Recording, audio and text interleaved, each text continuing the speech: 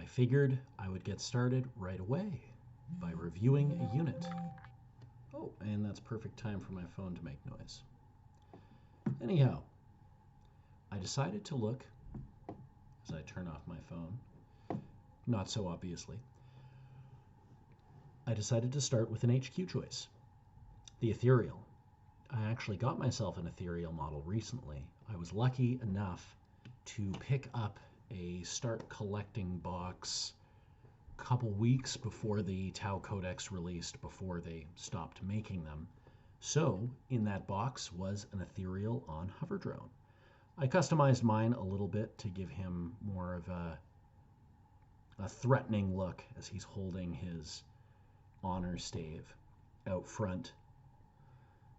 And I very much like how the Ethereal works in 9th edition with the new book. So let's get started. The basics, an Ethereal is an HQ choice. An Ethereal is rather cheap, so unequipped with any extra war gear, an Ethereal will cost you 60 points. Then I believe the only option you can give him is a hover drone. I think it's 5 points. Ah, I'm wrong. So you can give him a hover drone for 5 points, but he is also able to take some drones of his own.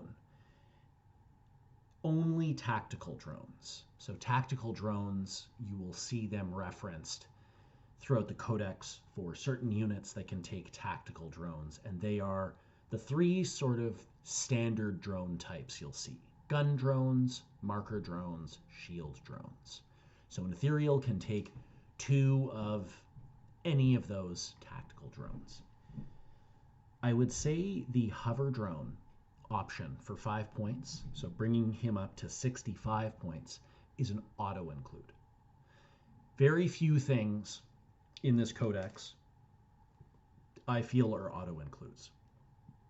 This is one of them, though. For 5 points, you almost double the mobility of the Ethereal. So his movement would start at 6, and if you give him the hover drone, it goes to 10. So you almost double it, but you also give him the fly keyword, which would allow him to pop out and over other models, terrain features. It's a lot of versatility, and especially for a character who you may not want to be in a lot of combat scenarios, you may want to have the ability to just kind of take, I don't know why I'm mimicking it, I have the model right here, to take him and whoop, kind of dip out, and dip out 10 inches too. So that's really nice. I would say for 5 points, get the hover drone.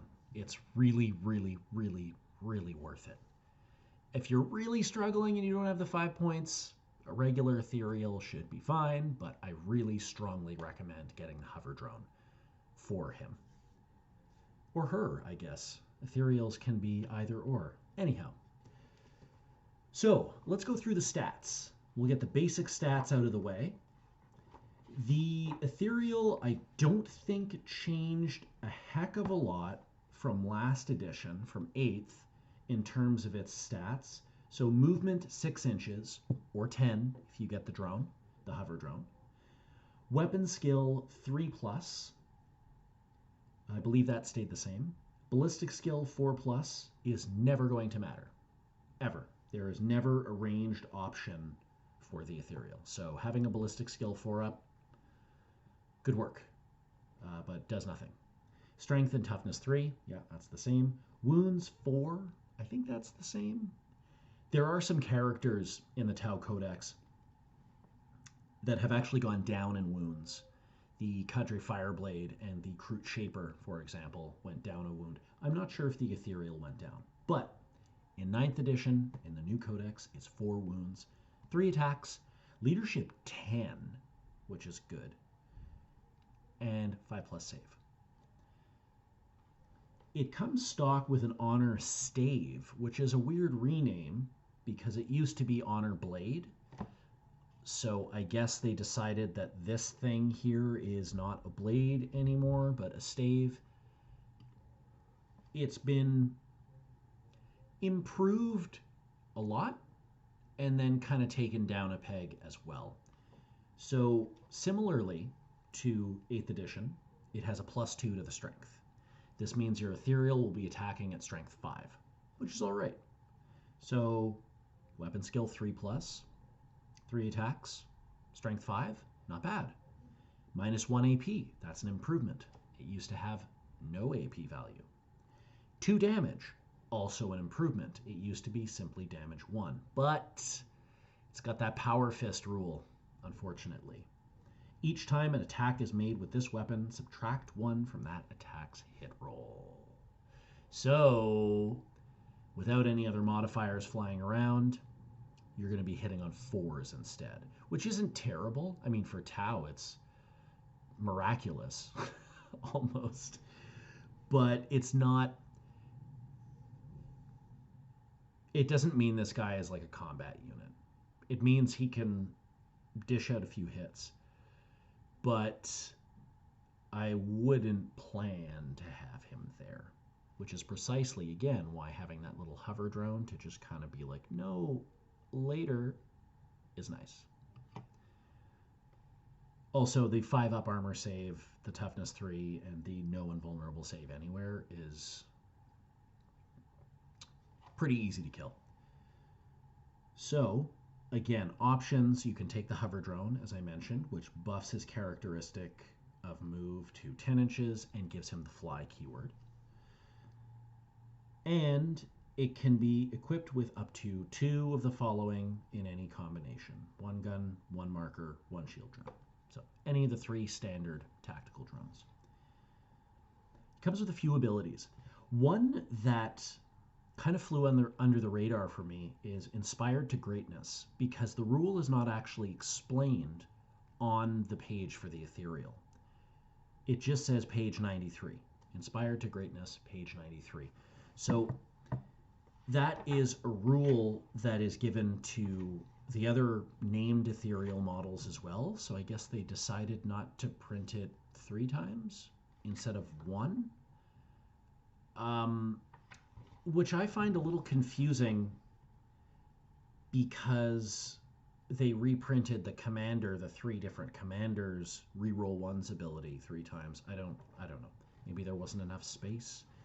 Anyhow, Inspired to Greatness, it's referenced to another page, page 93, and that says, in your command phase, select 1 friendly Tau Empire core or Tau auxiliary. So the Ethereals have a few abilities that can target auxiliaries, which is really nice, because most of the stuff in the Codex doesn't affect the auxiliary units. It doesn't affect the Kroot or the Vespid units. So, select 1 friendly Tau Empire core or auxiliary unit within 6 of this unit's Ethereal model. Until the start of the next command phase, while that unit is performing an action, it can make ranged attacks without that action failing. So you can perform any of the, secondary mission objective actions or other actions that you can think of and still shoot, which is really cool. And that's free. That's a free ability. There's nothing you have to roll for, anything like that. You've just got to remember, in your command phase, anything that's within 6 inches, you can try and make that work for you. Nice free little ability. Then we have got also, failure is not an option, an aura. This has seen several iterations through the editions, but essentially what you're getting is the Ethereal gives out his leadership to other units within 6 inches. So while a friendly Tau Empire core unit, excluding Farside Enclaves, and Tau Auxiliary units, so no Tau Auxiliary and no Farside Enclaves. For that matter, Ethereals cannot be taken in a Farside Enclaves list. So when a Tau Empire core unit is within 6 of this unit's Ethereal model, models in that unit can use this model's leadership characteristic instead of their own, which is big because that's leadership 10. That means that your Fire Warrior squads, basically your squads that have a lot of models that may be subject to morale are a little harder to remove through morale, which is also nice. Again, a nice passive bonus. This one you don't have to activate like Inspired to Greatness. It's just there, and it's free, or free. It comes with the Ethereal when you pay for the Ethereal. And then it further, clarifies another ability. This isn't much of an ability, though. Embodiments of the Empire. This model cannot be drawn from the Farside Enclave sept. So, can't have an Ethereal in the Farside Enclaves. But you can have a second commander, so there's that. Then we have the, what are they called? Invocations of the Ethereals. So if there are any Space Marine players out there, and other armies as well have these abilities where in the command phase, a certain character unit can chant or invoke or sing or pray, do something that has some ability, but you need to roll for that to happen. So, in the case of the Ethereals, they will know 2 of these abilities. So they know 2 of these invocations, which are listed in another part of the book. I'll go through those in a second. And in the command phase, if the model is on the battlefield, it can intone 1 invocation. Intone, chant, sing, whatever you want to call it. It knows that has not already been intoned, so you can't do the same, even if you have 2 Ethereals, 3 Ethereals, you can't do the same one multiple times. By a friendly model this turn, roll 1d6 on a 3+. The intoned invocation is inspiring and takes effect until the start of your next command phase. So, goes through on a 3+, which is pretty good. It's a chance for it to not really go off, but, more of a chance of it happening than not. And there's nothing that can really modify this in a bad way either. At least not to my knowledge, that can say, like, from another army, for example, that would say, your invocations are going off at a 4-up. I don't. Correct me if I'm wrong. I don't think there's a way for that to be affected negatively. There are a few ways for it to be affected positively, though. There's a stratagem that allows 1 invocation to just automatically happen. It's automatically inspiring.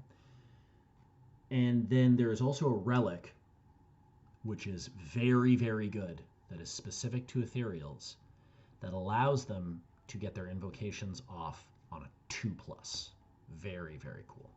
It also allows them to chant, sing, intone 1 more each turn. So a typical Ethereal is able to intone 1. With the relic, it can intone 2.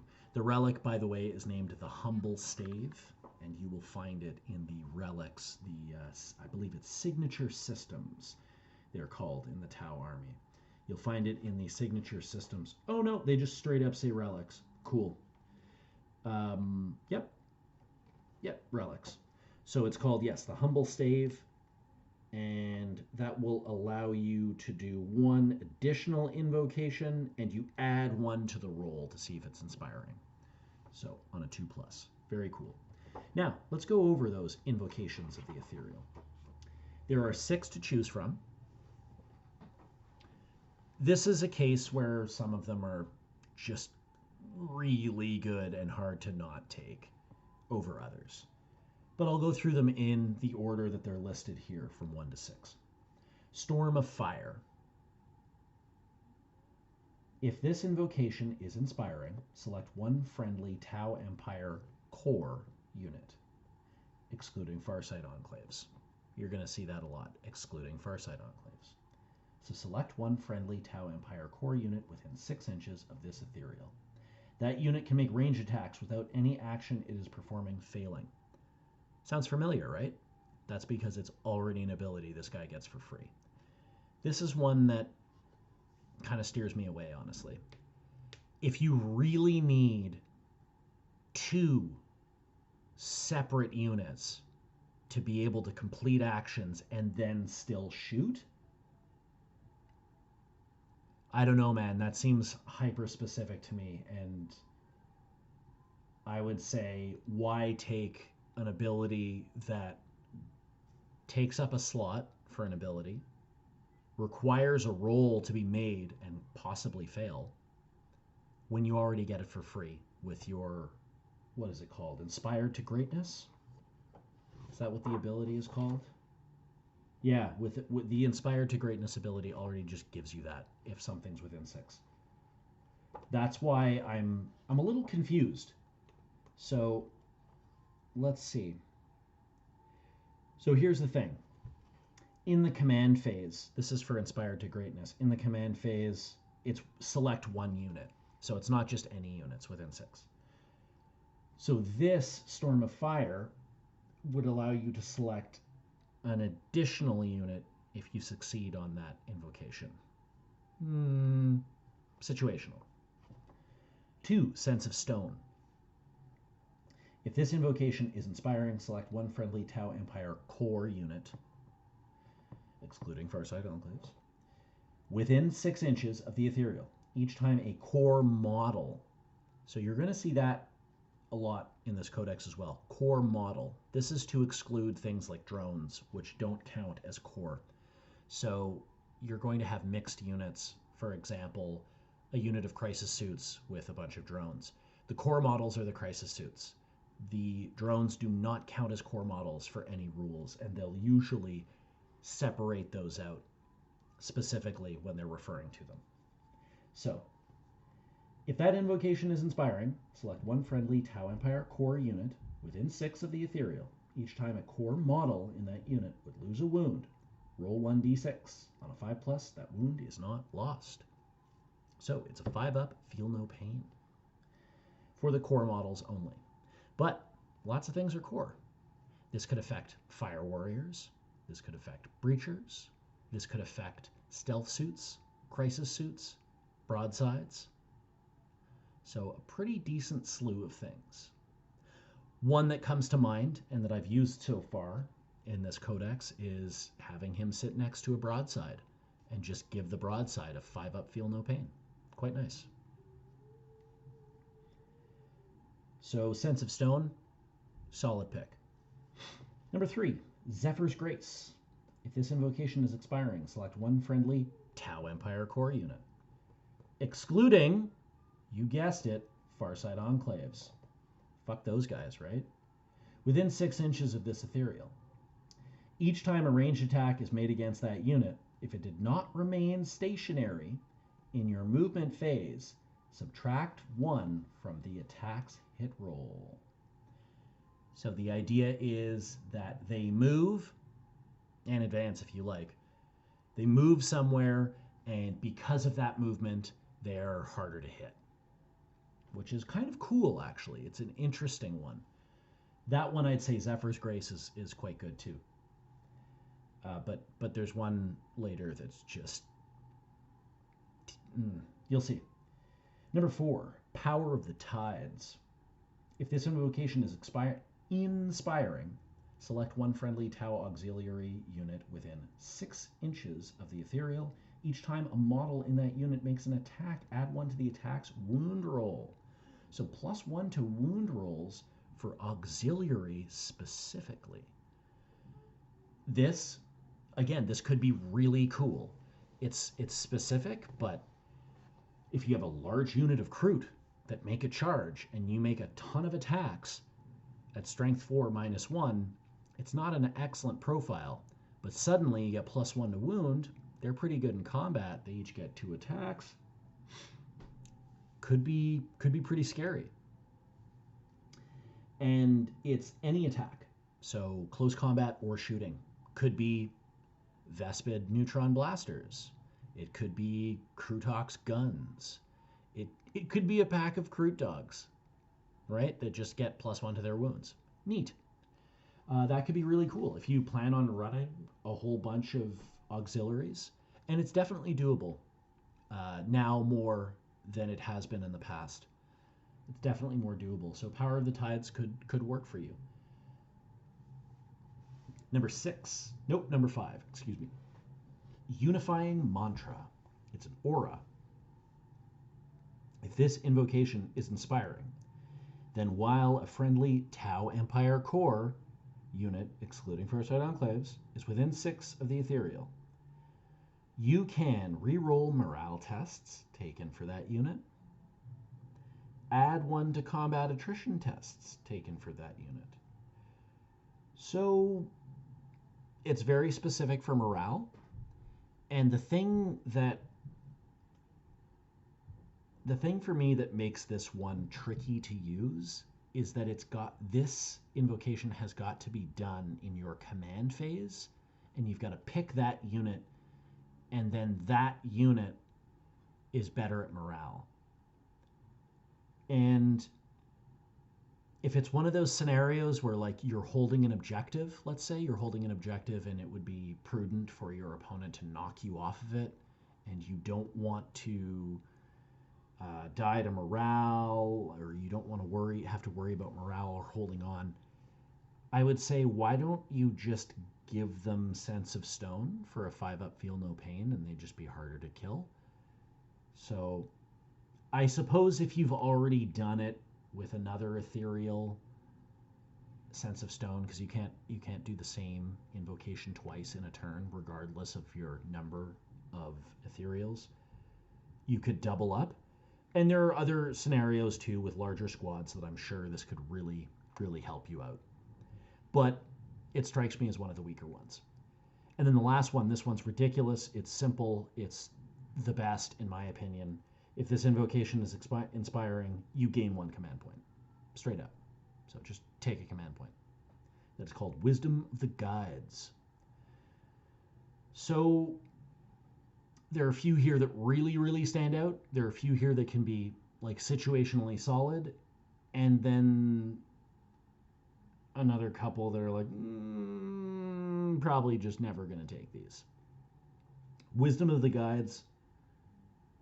I'm going to take this every single time. I don't see why I wouldn't. Gain a command point. Amazing.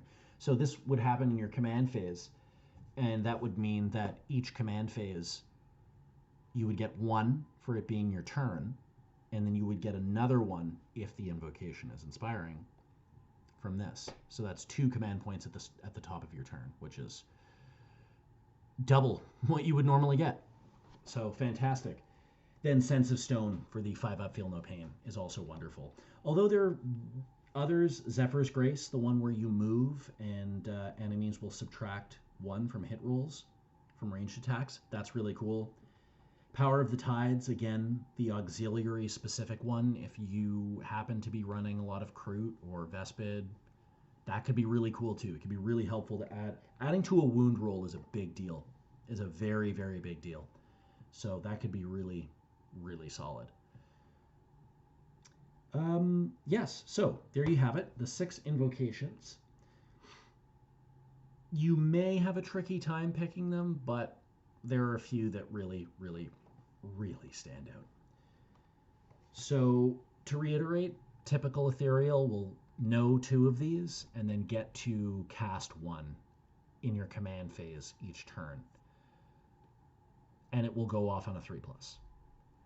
I highly recommend the Humble Stave Relic as 1.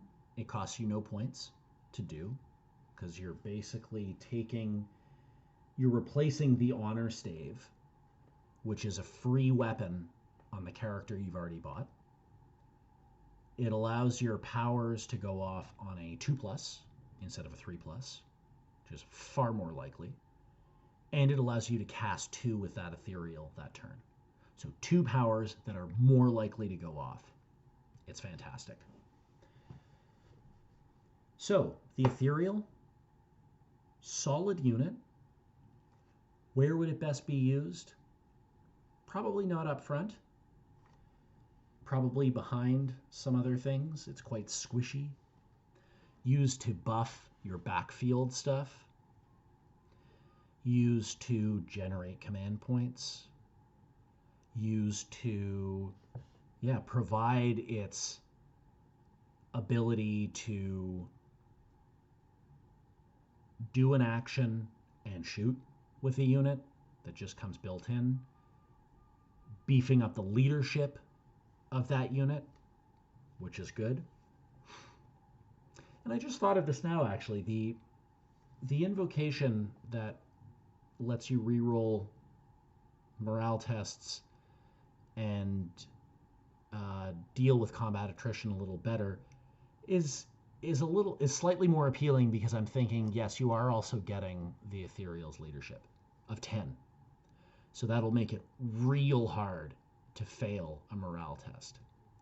Although picking that over Sense of Stone or the one that gives you a command point is kind of a hard sell, honestly.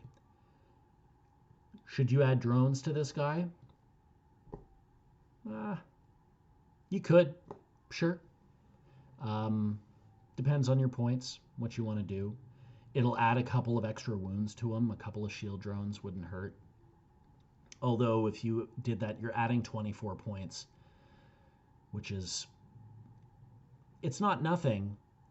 It's not a lot, but the Ethereal, part of what makes it kind of shine is that it's a pretty cheap character to choose. It's 60 points, 65 points if you get the little hover drone. Then if you add that 24, you're looking at like almost 90 points. It couldn't hurt. A couple of marker drones might be helpful if you wanted to mark something up for another unit. A couple of gun drones, again, just ablative wounds, or if something comes close, that could be helpful as well. Not a whole lot of options for his war gear, but you have got those invocations that you can pick and choose and decide what'll really help you out. So overall, the Ethereal, I think, is right at worth his points. I don't think he is undercosted or overcosted at all at, say, 65 with the hover drone. I think that's a really solid choice. Get the hover drone, he can move around wherever you need him to go. So let's say you need more support at the other end of the table during your movement phase, shimmy him somewhere else, and then in your following command phase, your invocations and your ability to select a unit to complete an action and shoot is moved somewhere where you may need it, basically. So overall solid, and auto include, not necessarily. Very good unit, I'd say so. There are a lot in this book though, so we'll see. Anyhow, thanks for watching.